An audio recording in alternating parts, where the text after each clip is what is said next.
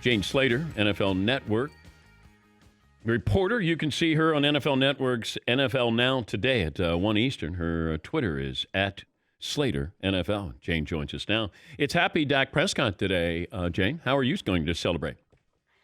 You know, waking up early because you never know. As the Cowboys typically say, their door is always open for deals, but I can confirm that they have not had any talks or negotiations with Todd France, Dak's agent. So I think we're a little less than 6 hours now till this deadline, 3 p.m. here Central Time. Does look like we're moving towards the franchise tag on this one. If we looked at the offer with the Cowboys, is this a fair offer? Or is it, how's it viewed league-wise, I guess?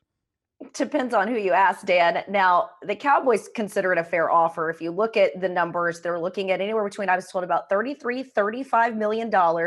And then the guarantee is closer to Jared Goff. So it's over $100 million. It's probably right around that $110 million number.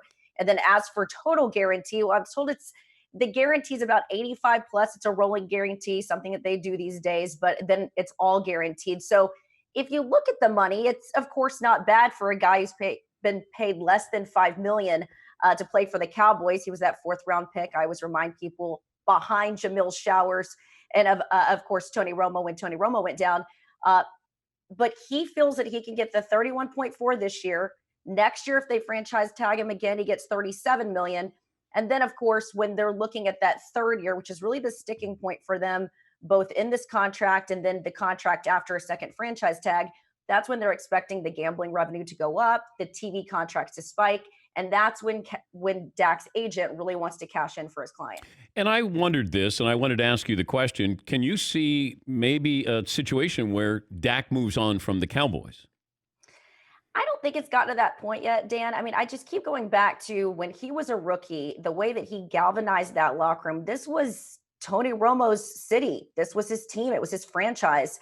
Not only when he came back was he not allowed to compete for the job, it practically forced Tony into retirement. Of course, he's seen a lot of success now in the broadcasting booth, which I do have to apologize. I remember saying on your show he was going to struggle in the booth, and he certainly did not, and he got paid handsomely. So, look, we've all got to eat crow when we have a bad take. That was a terrible take by me a couple years ago. I didn't even remember it, Jane, but thank you for bringing that up. Look, I like to keep myself honest here, Dan, but Dak has done such a good job both on and off the field. Now, I know people have gotten to Dak and they've tried to encourage him that, look, you take this deal because you don't know what the economy is going to look like. Also, I should bring up, I was talking to a couple of agents because I was polling them. In other words, what would you do? And they're sort of as split as the fan base is on this. But one agent reminded me of Anthony Spencer's deal. He was franchise tagged when he was a young lineman. They thought that he was going to have a lot of success the last year, so they rolled the dice. He didn't play as well, and they didn't have a great year. In fact, the Cowboys weren't going to franchise tag him. They ended up tagging him again. He injured himself in the third game, and then looking back in hindsight, probably wished that he had had the security of a longer-term deal. Dak has just always been a guy that has banked on himself. He's been pretty durable. He's played 64 regular season games. He's gotten them to 3 playoffs. He's won 1. This is a guy that from high school to college to even the league has always bet himself. I always talk about his history, which is interesting. He's always replaced the starter because of injury and never given the job back. And then everyone always asks me, well, is this going to be a distraction? Well, it certainly wasn't a distraction last season. And this is a guy that's played through his mother being sick. He played with Tony Romo breathing over his shoulder and won the job. And the Cowboys didn't look back since. He does an amazing job of compartmentalizing. But what he's doing here is he's banking on himself and trying to get max value. Is he a great quarterback? You know, if you ask his teammates, they'll tell you he's a great quarterback. And I think there's a lot of things that come with being a great quarterback. Are you a true leader? Do you galvanize the locker room? And in terms of the intangibles, they brought in John Kitna last year, of course, who's not here this year with the staff. They, of course, brought in a whole new coaching staff that he really hasn't had a chance to familiarize himself with because of COVID and virtual OTAs and the holdout. But I've been told within that building, Mike McCarthy, from what he saw his rookie season, when he came up there and he beat the Packers, which I would argue was one of the one things that was sort of in Jerry's crawl space when he was trying to decide Romo or Dak. It was the way he went up there. He led that team to victory. Mike McCarthy remembers that. He's mentioned that. I've been told that he thinks that he can do great things with Dak Prescott, that this is the guy that you want. And then you look at his gaudy passing numbers last year. I mean, he certainly answered all the critics who said he couldn't throw the ball. He's time and time again, I sort of answered a lot of the questions.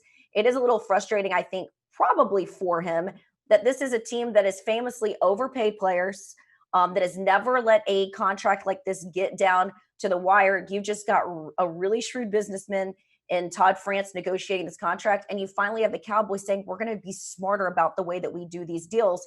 And that's why we're at this impasse. The Cowboys want a 5-year deal. He wants a 4-year deal. I keep asking the two sides, well, just get the 4-year deal done. The argument is they want to tear that deal up in year 3, and then, like I said, capitalize on that growing cap and the revenue. And the Cowboys feel like they are paying him top of the market money. They front load these contracts. They believe they should get that extra year because they believe that this is a fair offer. I have more of a problem with Ezekiel Elliott's contract than I do what you're going to pay Dak Prescott. Like I didn't understand when you re-sign a running back. I want you for 4 or 5 years and then I move on. You're all interchangeable, it feels like. Quarterback, it's different. To your point, Dan, the Cowboys were pretty solid on that, saying that Todd Gurley didn't deserve Todd Gurley money. And this thing got pretty acrimonious. And I didn't go to bed on this one either because I knew someone was going to pick up the phone. In that case, Rocky Arsenault, his agent, picked up the phone. Zeke came back from Cabo. He had what I call FOMO. He wanted to be around his teammates. They were able to get the deal done.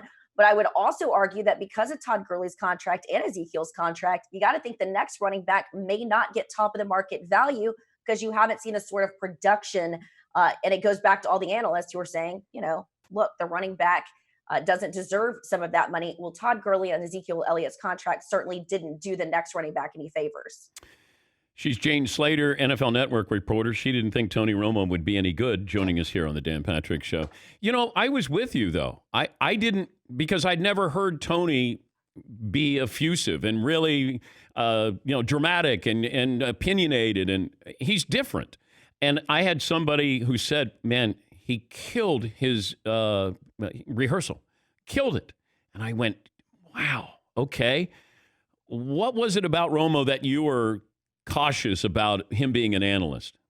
I think it's tricky, in this business to analyze your peers. And so I thought that was something that Romo was going to struggle with. But I also think you and I have to admit there is a narcissism and a bit of an ego that comes with this job, Dan. And I think that is sort of played well for Tony because you have to have sort of confidence. I've heard that even when he goes into some of these meeting rooms and he's talking to coaches and the quarterbacks, he'll say, so you think you're going to do this particular play here? And so initially there was some eye rolling about that. But I think there's now a respect level for him. And then I think, of course, Jim Nantz, being paired with Jim Nantz, you're sort of set up to succeed. But I think he's done a great job. And in fact, look, like I said, I own when I have bad takes. I was doing an event with Tony at Super Bowl, and I said that to him. I said, look, man, people were wrong about me in my career, and I appreciated when they owned up to that. So I owned up to Tony, and he certainly got handsomely paid by CBS, and deservedly so. Yeah, Nance plays such an unbelievable role in Tony's success because Tony is like your little kid, like my son who just blurts out things, and then you kind of have to clean it up and get it back, in the middle of the road. Because Tony will be going, watch tight end, and there's Romo's back, or Daks back to pass. So he has to clean it up. But, it's just one of those kids who says something, and it's fun. I just never saw that personality. Every bite that we had, every game, he would say, what was the usual refrain, Paulie, when they lost a game? I'm sad, I'm disappointed. Or Seton, did you have that? Frustrating, disappointing. Frustrating and disappointing. We used to say, know your Romo. Like, what year, what game did he say it? Because he would always say, frustrating, disappointing. And I go, okay, I can't see him as an analyst. It's like Jay Cutler. Oh, do you have it here? It's just disappointing. Yeah. Yeah. And Cutler's the same way. Right now. Like, if Cutler was the way he is on Very Cavallari, that would be fun. But I can't imagine him going in there and lighting up an audition. Cutler actually has a pretty amazing personality when you get him away. I think a lot of these guys sort of get conditioned, and maybe we're responsible for it, Dan, in the media. They're sort of damned if they do, damned if they don't. So they sort of refrain from saying too much to us. But when you sort of get them off the cuff and they get comfortable in that booth, I think Troy Aikman is one of the best. I love listening to Troy. I know some Cowboy fans can't stand him. They feel like he's too harsh. And I find his criticism interesting. I think it's no different than the way he was on the sidelines when we watch A Football Life and we see him mic'd up. So I do think a lot of these guys, their unique personalities come out when you put them in the booth. I always felt bad for Jason Witten. I think the reason why the Jason Witten experiment failed was, one, I don't think he was set up to succeed with the right teammates. And I think in our job too, I've certainly been cast with people that maybe the chemistry is not necessarily there. But I also feel like Witten is always wants the golden star, and he's the type of guy that has willed himself to be good at his particular position. This sort of job, I think, comes with a little bit of the reps, but also sort of, like I said, a little bit of the narcissism and the ego. And Jason's never really had that. He's always been a team first guy. So I think that's why Jason and the Jason Witten experience failed, because he is such a talker. I find him interesting when you talk to him. It didn't work, unfortunately, in the booth for him. But do you think he'd still be in the booth if he got good reviews? I do. Yeah. I don't think he was one to really go on social media either. He's one of those guys that ignored it. And I know from my days in sports talk, you sort of develop a leather-like skin after a while. You sort of shrug off people's comments and their thoughts. Dan, I know everyone thinks that they can do your job, and not everybody can. It's certainly a lot harder than it looks. But I think probably Jason also spent a little bit too much time on social media caring what people thought. And I think that's what gets a lot of people in our line of work in trouble, when you worry a little bit too much about the people behind the keyboard. I also thought, and I did reach out to him to try to help him, because I said, you're a receiver. You're used to waiting for the ball to come to you. You have to be a quarterback when you do this. You must see an attack. You can't wait. And he kept waiting, but that's really his position. You may call on me 4 times a game, but I have to wait. And he didn't go after it. Like Romo steps up. He can't wait. He's like a kid that's got, he's had, 4 sodas. He's just so excited and can't wait to tell you what's going to happen. And even if he's wrong, he still brings energy there. And it's tricky. And I don't know if you look at, like, Drew Brees got hired by NBC. Is he a better studio analyst, or do you think would he be better in the booth? Like, certain guys can do the booth. Very few can do the booth well. A lot of guys can do the studio. And I think that's always the tricky part of who's the next person you see as an analyst, an in-game analyst, who's going to be successful. You bring up a good point, because I think, to your point, we see Breeze sort of talking off the cuff as he did with the Anthem situation and how much it got him in trouble. And I don't know if that makes you a little bit more gun shy to sort of feel like you can put your opinion out there, because you see how quickly there can be a backlash. And that applies to your football take. That can apply to your political take. And some people are capable of sort of going out there. And again, I think there has to be an ego and a narcissism behind it, where you are so confident in what you're saying, you're not afraid of defending your position. So I've always thought Drew is sort of the interesting one. Like, I love Peyton Manning.